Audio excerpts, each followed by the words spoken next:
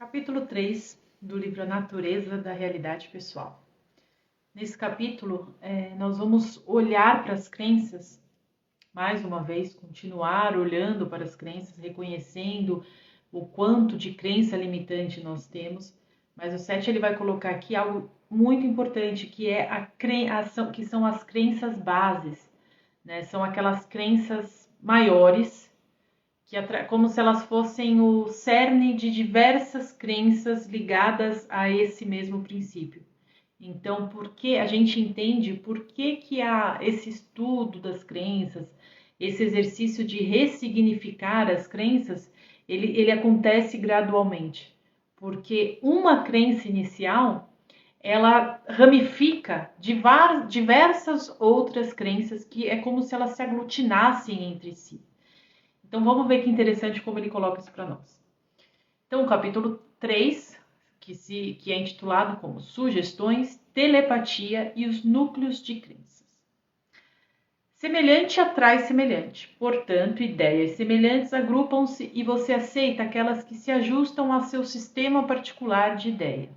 Então, nós vamos atrair núcleos familiares, colegas de trabalho, empresas na qual nós vamos trabalhar, clientes, fornecedores, vizinhos. Todo o nosso círculo social é um reflexo daquilo que nós temos como crenças em nós.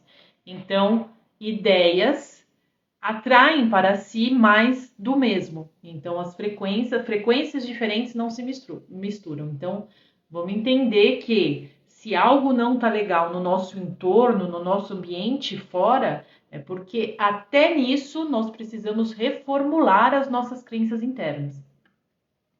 O ego tenta manter um ponto claro de focalização e estabilidade, de modo que possa dirigir a luz da mente consciente com alguma precisão, concentrando seu foco em áreas de realidades que parecem permanentes. O que ele quer dizer com isso? Que o ego, ele vai pegar aquelas crenças que nós temos e aquilo vai ser a base para a forma como ele vai olhar para o mundo lá fora. Então vamos entender aqui algo muito importante, que o ego, ele não é algo externo, ele não é uma terceira pessoa que é o nosso inimigo. O ego é fruto da percepção que nós temos em relação à realidade, ou seja, o ego vem do que as nossas crenças ditam ser real ou não. Então, o que eu escolho ser real para mim? Como eu me vejo? Como eu vejo o mundo lá fora? O que eu acredito que é a realidade, como a realidade é formada, o que eu acredito que é o ser humano, quando eu me olho, o que eu vejo? Eu acredito nas potencialidades do ser humano, eu acredito nas limitações da mente humana, eu acredito na prosperidade, abundância, alegria, ou eu acredito no medo, na doença, na morte. Então, o que eu chamo que é real forma o pacote das minhas crenças, e sob o pacote dessas crenças é que o ego vai ter a base de como ele vai olhar e de como ele vai reagir com o mundo aí fora. Olha que conceito extremamente importante para quem está nesse caminho de transformação pessoal. O ego como porção do eu total, ou seja, o ego vem da nossa centelha, o ego vem do nosso eu interior. Por quê? Porque o ego ele foi feito para que seja a nossa visão, a nossa forma de agir ao mundo físico.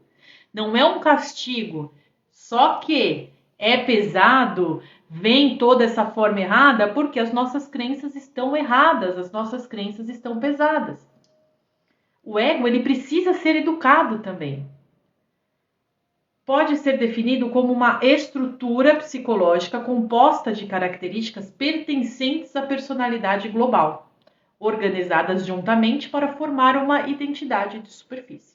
Isso que eu falei. Vem também do nosso eu global, do nosso eu interior, para que seja a forma como a gente lida com um conjunto físico, vamos assim formar, né? Nós somos consciência, nós somos energia, então quando estamos materializados, precisa ter essa personalidade que vai ser o conjunto dessa ideia, desse ser que na verdade é um conjunto de ideias. Não sei se está dando para entender, mas é mais ou menos como eu consigo colocar de uma forma simples, para que faça sentido. O ego, Embora pareça permanente, portanto, muda eternamente e adapta-se a novas características a partir do eu total, deixando que outras retrocedam, ou seja, não serve mais que vai para trás, que se desfaça, né? Ou se ressignifique, na verdade, eu prefiro falar assim. Se não fosse assim, ele não reagiria às necessidades e desejos da personalidade total. Ou seja, o ego, ele também está pela nossa centelha, aqui colocado como personalidade total. Deixa eu contar para vocês uma experiência incrível que eu tive. Eu estava em uma meditação, em um exercício, e aí eu estava entrando em contato com a minha centelha, querendo entrar em contato com o meu ser, e eu comecei a sentir um amor muito grande, um amor que assim extrapolava tudo que eu já senti na minha vida. Naquele momento, eu percebi que só o amor existe. Ah, ok, já sabemos, mas sentir isso é diferente. Nesse estado de ter consciência de que só o amor existe, porque o que vem da vida vem do amor, porque vida e amor é uma coisa só, é como se eu escutei eles me explicando o seguinte, que dentro dessa visão a gente vê que o ego também é amor e também da maneira dele, da maneira como a gente escolhe fortalecer as nossas crenças, ele também está do jeito dele, defendendo o amor, defendendo a centelha dele. Então, até nisso, faz sentido quando a gente está realmente trabalhando para transformar, porque a gente vê que até a nossa forma negativa de ver, até a nossa forma negativa de olhar para a vida, que a gente que convém para nós chamar de ego, para que a gente não fuja muito também do que a gente já tem como elementos para estruturar nosso aprendizado, até o ego negativo da forma dele, ele também tenta proteger a vida, que ele não sabe, pode ser que seja inconsciente para ele, mas que ele tenta defender o amor, porque vida é amor.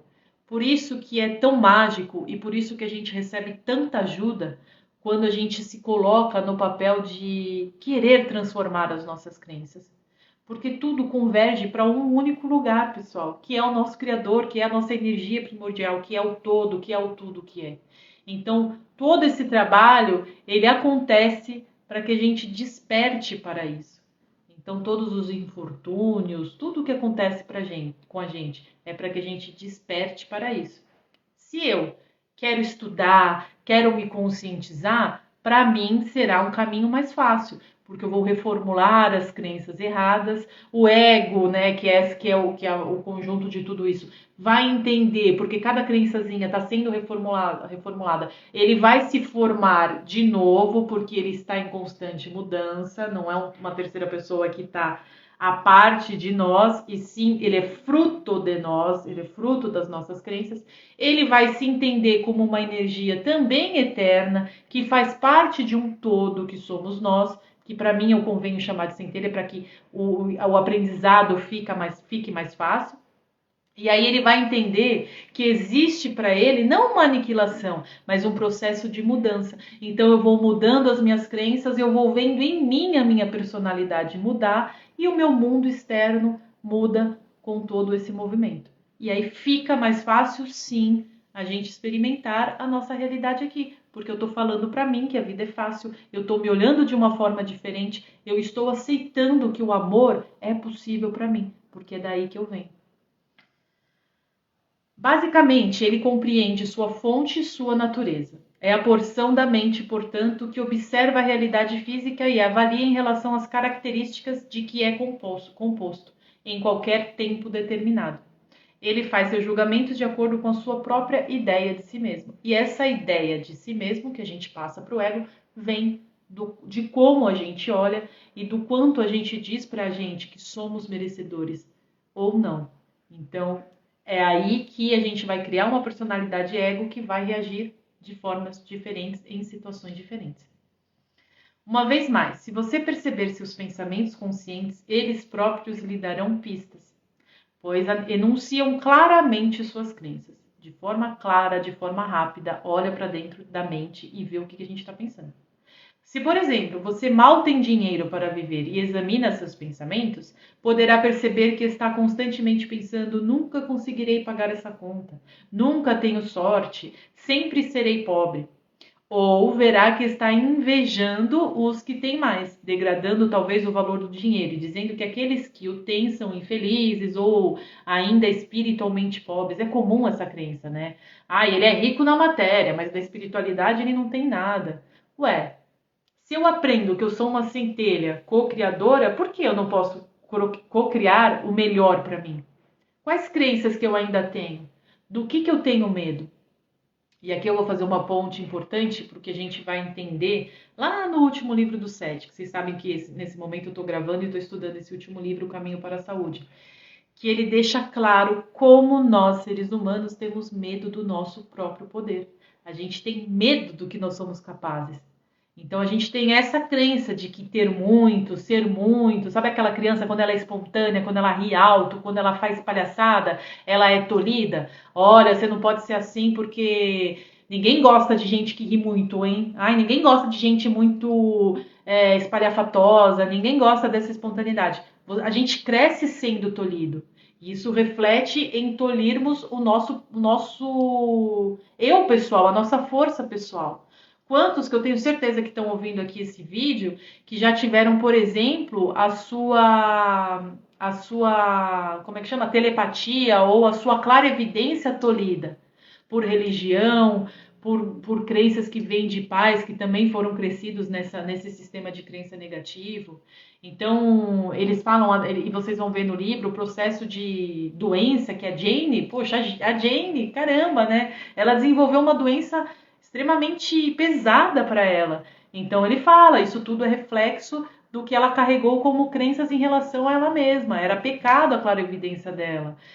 E outra que foi muito importante, durante a gestação e durante toda a sua infância, ela ouvia da própria mãe que ela era um infortúnio na vida dela, que ela era culpada de todo o mal que aconteceu. Então ela se autoflagelava nessas ideias.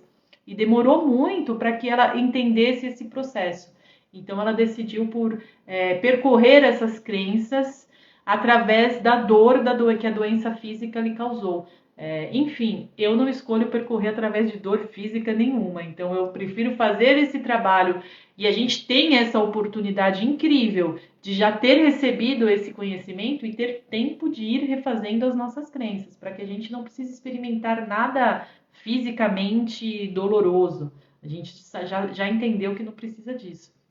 Então, olha como a crença que a gente tem em relação a nós mesmos, o quanto é importante nós aprendermos a nos vermos como merecedores eternos, merecedores absolutos da felicidade absoluta. Então, se não tá legal ainda, vai indo, analisando as crenças, que a gente vai ver que essa ramificação toda de várias crençazinhas chega a uma das mais importantes crenças que todos nós temos, que não somos merecedores, que devemos temer o poder, pois o poder faz a gente fazer coisas horríveis. Só que o poder na mão daquele que tem consciência total de quem é, o poder nas mãos daquele que acredita que só o amor cria as coisas, ele é maravilhoso e extremamente libertador. Quando descobrir tais pensamentos em você, poderá dizer de modo esses pensamentos da inveja, né, que a gente tem as crenças em relação à riqueza. Ele está dando um exemplo aqui. Mas essas coisas são todas. Então ele fala: quando você descobrir tudo isso, você se sente pobre, aí você tem essas crenças, aí você vai descobrir essas crenças, aí você vai. O processo de. Como é que fala? Racionalizar sobre as suas crenças, você vai tentar justificá-las. Mas essas crenças são todas verdadeiras. Eu sou pobre. Eu justifico que eu sou pobre, eu tô aqui vivendo a pobreza. Não consigo pagar minhas contas e assim por diante. Fazendo isso, você está aceitando a sua crença sobre a realidade como uma característica da própria realidade. Eu estou pegando o fator externo e estou falando que ele é extremamente real e estou justificando aquela minha crença interna que criou esse fator externo. Porque é assim que o processo funciona. É a crença interna que cria o externo. E assim a crença é transparente ou invisível para você, mas ela provoca a sua experiência física. Você precisa mudar a crença. Eu lhe darei métodos para fazer isso. pode seguir seus pensamentos em uma outra área e descobrir que pensa estar tendo dificuldades por ser muito sensível. Descobrindo o pensamento, você pode dizer, mas é verdade, eu sou mesmo muito sensível, eu reajo com grande emoção a pequenas coisas, né? Eu fico muito colérico, eu estouro. Mas isso também é uma crença limitadora. Se acompanhar ainda mais seus pensamentos, poderá descobrir-se pensando, tenho orgulho da minha sensibilidade, ela me separa das massas, ou eu sou bom demais para este mundo. Essas são crenças limitadoras, elas distorcem a realidade verdadeira, sua própria realidade verdadeira. Ou seja, eu sou filha do pecado, somos seres terrestres que estamos pagando karmas por estar aqui, fomos exilados de outro lugar, por isso que estamos aqui. Todas são crenças limitadoras. De qualquer forma, as ideias de realidade são reforçadas tanto consciente como inconscientemente. Não apenas dentro da família, mas entre todos aqueles com quem a família tem contato. Você é aquilo em que se concentra. Não existe qualquer outra regra principal.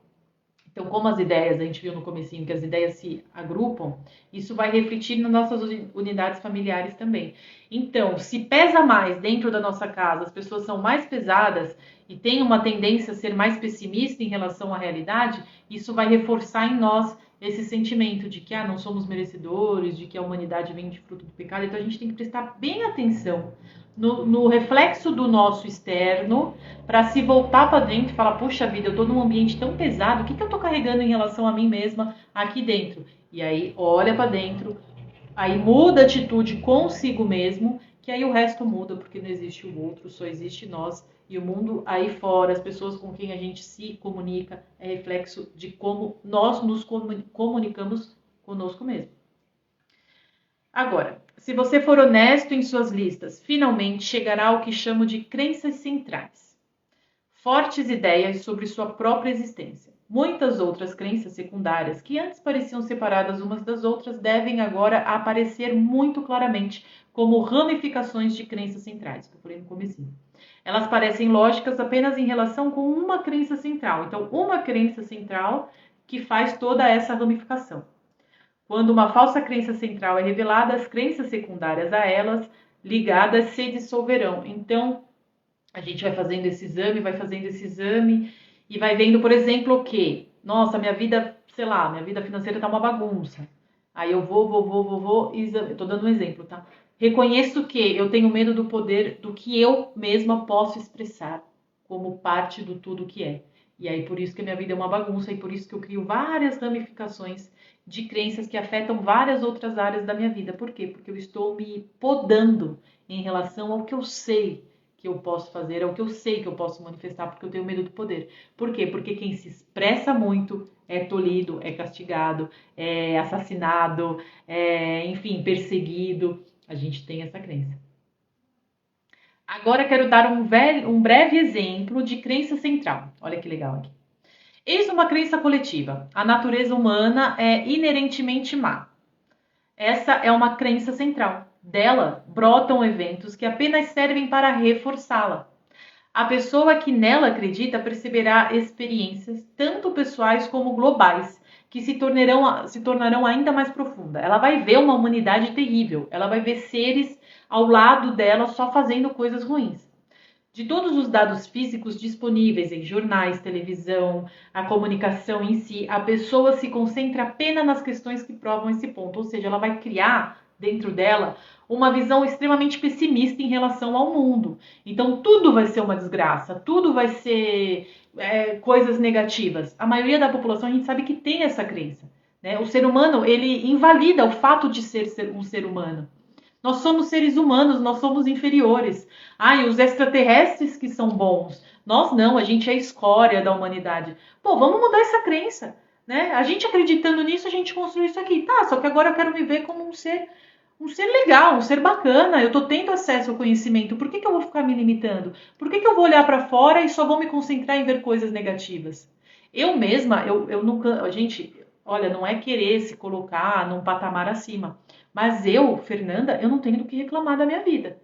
Você vive numa bolha, enfim, não sei. Mas mesmo dentro dessa bolha, o que eu vejo de gente próximas a mim reclamando da vida e falando, nossa, Mas é que assim, graças a Deus não tá dentro do meu convívio. Eu consigo olhar para isso e falar assim, nossa, ainda bem que eu não penso isso.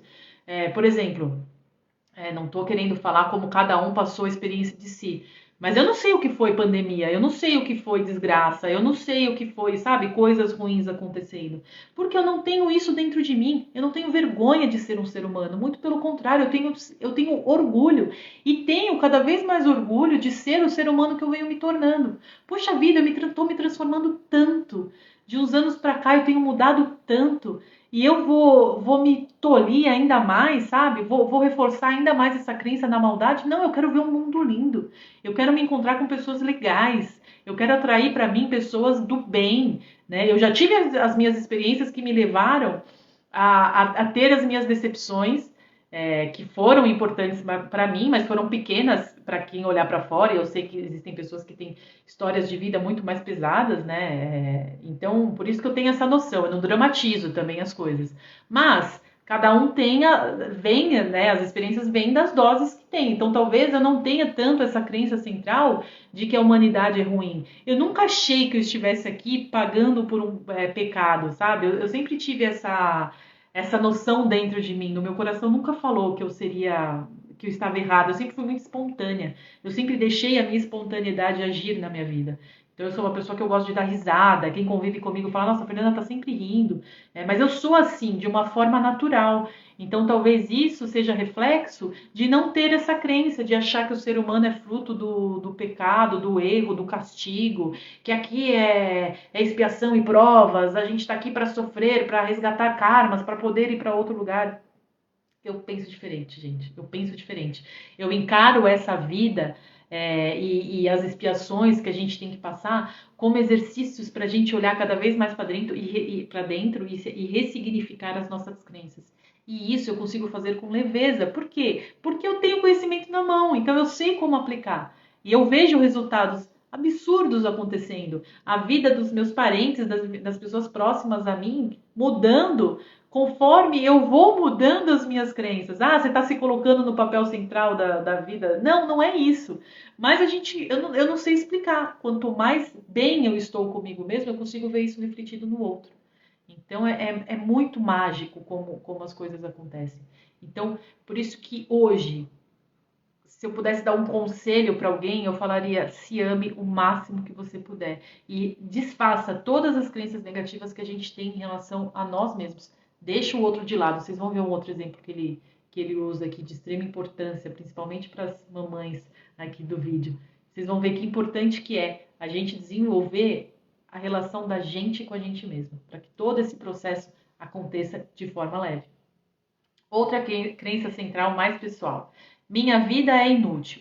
O que eu faço não significa nada. Ora, uma pessoa que tem essa ideia geralmente não reconhece nela uma crença invisível, mas poderá sentir que a vida não tem significado, que a ação individual é inútil, que a morte é um aniquilamento. E ligado a isso, haverá um conglomerado de crenças subsidiárias que afetam profundamente a família envolvida e todos aqueles com quem a pessoa tem contato. Então, se dentro do núcleo de vocês existe uma pessoa que está muito pesada, depressiva, e você tem qualquer crençazinha negativa em relação a você mesmo, vai criar uma simbiose e aquela energia do outro que está mais potencializada para o negativo vai te ajudar a se colocar mais para baixo ainda. Então, por isso que a gente tem que sempre reforçar essas sensações boas da gente com a gente mesmo, ser feliz dentro da gente, para que todo esse processo aconteça de uma forma diferente. E aí você com a sua luz afeta o outro, e não o outro com a sombra dele vem cutucar e puxar as nossas sombras para fora. Como exemplo, eis aqui uma crença central, outro exemplo aqui. Aparentemente muito inocente, parece ser super bonitinha. Cuidado com as crenças que parecem ser bonitinha. Por exemplo, eu vou falar aqui uma. Ah, eu estou pagando os meus pecados para ter uma vida melhor na próxima. Oi, meu amor, você está acreditando que o pecado existe, você está acreditando que tem um Deus que está lá com o chicotinho na mão. Isso aqui não é uma crença dessa. Aliás, eu acho que se tivesse uma crença dessa, você não estaria nem aqui nesse vídeo, porque não tem nada a ver com todo esse processo libertador que a gente está trabalhando juntos aqui, né? Vamos lá para a crença. Eu sou um pai ou mãe responsável. Olha que crença linda, né? Mas olha o que isso afeta nas nossas atitudes. Ora, na superfície não há nada de errado com esta crença. Se você se apegar a ela e não examiná-la, contudo, poderá descobrir que a palavra responsável é um tanto carregada e reúne outras ideias que igualmente não são examinadas por você. O que você acha que significa ser responsável? Dependendo da sua resposta, poderá descobrir se essa crença central funciona para seu benefício ou não. Se for responsável você entender eu devo ser um pai ou mãe 24 horas por dia, excluindo tudo ou mais, ou seja, ser só pai e mãe ou mãe, então talvez esteja em dificuldades, pois essa crença central pode impedi-lo de usar outras habilidades que existem muito separadas do seu papel como genitor. Então, por mais boa mãe, por mais bom pai que você possa ser, e é muito bom que você o seja, você nunca se esqueça que você não é só um pai ou só uma mãe. Você é um ser, você é um indivíduo que precisa fazer o melhor para si mesmo. Não é só para os seus filhos. A gente tem que ser feliz por nós e para nós. Não é só para os nossos filhos, não é só para o nosso emprego, não é só para o nosso cônjuge.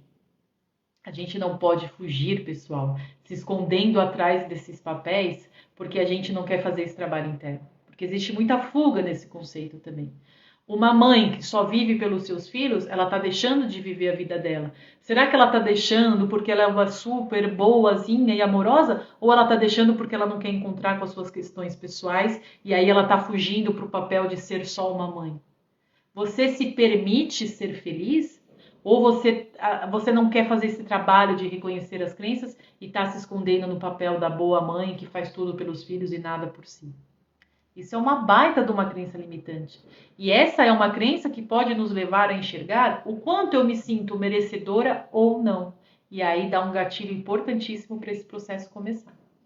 Pensa bem. Quantas mães que estão ouvindo esse vídeo que não fazem esse papel? Eu falo mãe porque isso está mais na mãe, né? Não estou excluindo os papais aqui que também estão vendo esse vídeo, que fazem tudo pela família. E você, pai, o que você está fazendo? Pô, você se mata num emprego que você não gosta, você não vê saída para a tua vida, tudo que você tem é só para sua família. E o que você faz por você?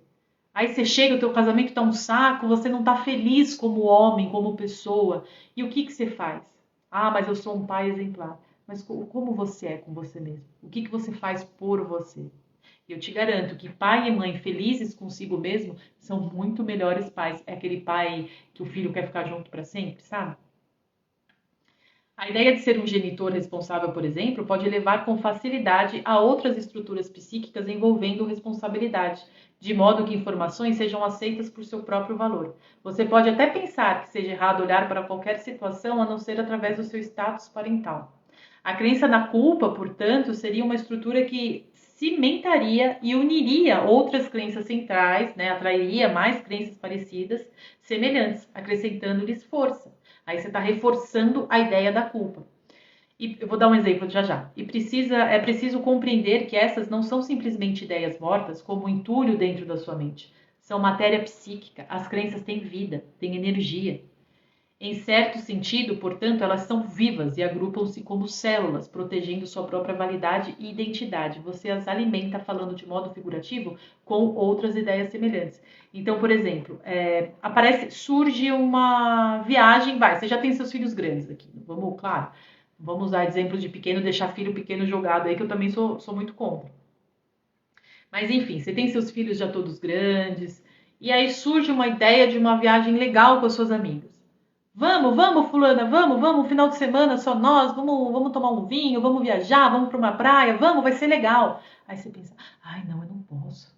Como é que eu vou sair de casa? Eu tenho que fazer um almoço pro fulano, eu tenho que fazer um almoço pro ciclano. E esse fulano e esse ciclano já são crescidos, já sabem se virar, já conseguem fazer suas vidas sozinhos. Aqui tô dando exemplo de pai por ser mulher, mas também use esse exemplo, ou tô dando exemplo de mãe por ser mulher, mas também use você, pai, esse exemplo para você, tá? E aí você deixa de fazer porque, ai não, eu preciso cuidar, porque eu sou responsável, eu tenho responsabilidade pela minha família. E você vai se autoflagelando, você vai se diminuindo, você vai se colocando no papel dessa submissão que você mesmo se autoimpôs. Porque mulherada ou homens que estejam em uma relação familiar que tenha isso, eu garanto para vocês que no momento que vocês se sentirem felizes com vocês mesmos, ninguém vai atacar esse trabalho. Pode até atacar no momento que você ainda está se reformulando as crenças, porque ainda vai estar vibrando em você culpa pelo esse processo que você está fazendo. Por quê? Porque as energias, as crenças são energias vivas. Elas querem se defender, porque a princípio elas estão entendendo que elas estão sendo aniquiladas e não ressignificadas, entendeu? Porque quando a gente fala do ego, a gente usa de uma forma tão pejorativa, porque o ego é o conjunto dessas crenças, é a personalidade que vem como resultado dessas crenças. Então a gente fala, o ego não quer mudar, é cada crençazinha que não entende que ela pode ser ressignificada e não aniquilada, porque tudo que tem vida nunca experimenta a morte de si mesmo. A gente se transforma, as experiências se transformam, se renovam, novas experiências vão acontecendo numa linha de tempo que é contínua, que acontecem ao mesmo tempo. Então a gente não precisa temer esse processo. Então é muito importante a gente pegar o desfecho que esse capítulo nos traz, que é, além de reconhecer, não só fazer esse trabalho reconhecendo as crenças que a princípio parecem ser negativas, mas vamos olhar para as crenças que a gente acha que são super positivas para nós. Será que elas são tão positivas assim? Ou elas são crenças bonitinhas, maquiadas, mas que também fazem um papel extremamente limitante dentro da nossa vida pessoal? Então o segredo é fazer todo esse trabalho de reconhecimento de crenças para reconhecer que nós somos amor. O ser humano não é mal, pessoal. Em essência, o ser humano não é mal. Por mais barbáries que a gente vê por aí, por mais... Enfim, não preciso citar, né? Cada um aqui sabe das coisas negativas que acontecem no mundo, vamos até num contexto global. Mas, se a gente reforçar a crença que tudo que tem vida vem do amor, a gente consegue juntos fortalecer esse trabalho daqueles que já estão começando a aprender a se reconhecer como merecedores. Aí a gente vai mudar a ideia que a gente tem do ser humano. O ser humano vai ser só mais um, como a gente tem a ideia dos pleiadianos, que são evoluídos, dos arcturianos, que são evoluídos. Os seres humanos são evoluídos sim, têm as experiências que tem que passar da maneira que tem que passar, mas a gente tem que aprender a se olhar de forma positiva, de forma produtiva e de forma que entendemos que somos sim merecedores. Basta só a gente ir reformulando nós mesmos as nossas crenças. Nós somos tão poderosos, pessoal, que o poder de reformular a crença é de cada um. Não existe varinha de condão, não existe um ser mágico que vai pôr a mão na nossa cabeça e vai reformular as nossas crenças. Nós somos os co-criadores da nossa realidade. Olha que poder. E por que temos esse poder? Porque a gente vem do nosso Criador. Somos parte dele. Ele experimenta através de nós as diversas experiências que a gente vem co-criando. Então, vamos ter isso em base e co-criar só o que é melhor como um co-criador merecedor que nós somos. Muito obrigada.